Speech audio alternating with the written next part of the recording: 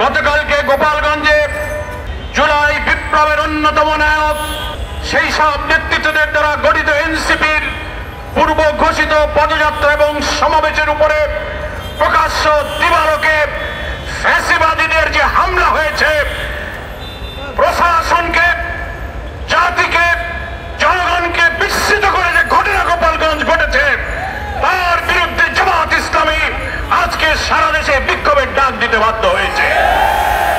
প্রিয় দেশবাসী, আমাদের বিবেচনায় নিতে হবে এই হামলাটা কখন ঘটলো, দেশের তাহলে কি পরিস্থিতি চলছে। যে মুহূর্তে বাংলাদেশের জনগণ আসন্ন জাতীয় সংসদ নির্বাচনে একটি জাতীয় ঐক্যমত্য গড়ে তোলে, অবাধ সুষ্ঠু নিরপেক্ষ নির্বাচনের মাধ্যমে নির্বাচিত সরকারের কাছে ক্ষমতা হস্তান্তরের জন্য প্রচেষ্টা চালিয়ে যাচ্ছে, যেটা ছিল জুলাই বিপ্লবের আকাঙ্ক্ষা, এটা একটা মুহূর্তে আমরা এখন জাতি অতিক্রম করছি। অপরদিকে আগামী পরশুদিন 19শে জুলাই ইতিহাসের সর্ববৃহৎ জাতীয় মহাসমাবেশ হবে সোহরাওয়ার্দী উদ্যানে। বাংলাদেশের জেলা, মহানগর, ঢাকার পার্শ্ববর্তী সমস্ত জনগণ এই মহাসমাবেশে আসার জন্য ব্যাপক প্রস্তুতি, প্রচার, মিছিল মিটিয়ে বাংলাদেশ মুখরিত করে রেখেছে। সেই মুহূর্তে এনসিপি সারা বাংলাদেশে তাদের পূর্ব ঘোষিত একটি পদযাত্রার কর্মসূচি ঘোষণা করেছে। সকল জেলায় অনুমোদিত নিয়ে তারা এই প্রোগ্রাম ঘোষণা করেছিল। তাহলে সুষ্ঠু বাংলাদেশের, নতুন গণতন্ত্র, নতুন বাংলাদেশের উত্তরণের এই সময়ে জামাত ইসলামের ঐতিহাসিক জাতীয় সমাবেশকে সামনে রেখে গতকাল গোপালগঞ্জের হামলা একটি অশনি সংকেত আমরা মনে করি। প্রশ্ন উঠেছে, গোপালগঞ্জ কি বাংলাদেশের অংশ না দিল্লির তবেলাত?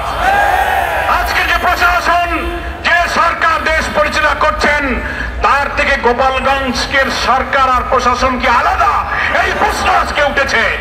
তা না হলে দিন 11টা-12টার সময় সারা ভিডিওতে দেখা যাচ্ছে অস্ত্র শস্ত্র উঁচিয়ে বোমাবাজি করে, আগুন দিয়ে মঞ্চ ভেঙে, ডিসি এসপি অফিস ভেঙে চুড়ে যেভাবে নাক্কারজনক নারকীয় ঘটনা হয়েছে, তাহলে পূর্বের অনুমতি সরকারের গোয়েন্দা সংস্থা, জেলা প্রশাসন, পুলিশ প্রশাসনকে আগে জানাবার পর তারা কি ব্যবস্থা নিয়েছেন, এই প্রশ্ন জাতির সামনে উঠেছে।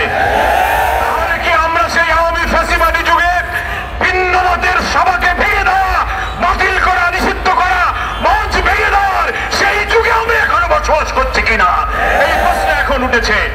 জামাত ইসলামীর 19 তারিখের এই মহাসমাবেশ সামনে রেখে লক্ষ লক্ষ মানুষ ঢাকার দিকে যখন রওনা দিচ্ছে, তখন গতকালকের আক্রমণ গোটা জাতিকে আতঙ্কিত করে তুলেছে।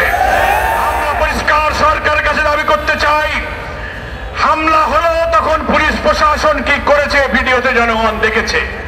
ডিসি সাহেবের দায়িত্ব কি ছিল? এসপি সাহেব কি করেছে? ওই জেলায় সেনাবাহিনীর যিনি কমান্ডিং অফিসার ছিলেন তার কর্তব্য কি ছিল? এমন না যে কোনো কিছুই তাদের জানা ছিল না। জানা থাকার পরেও তাদের এই অস্বাভাবিক নির্লিপ্ততা কেন হলো, এর দায়িত্ব কার? এর তদন্ত করে তাদেরকে আইনের আওতায় আনতে হবে।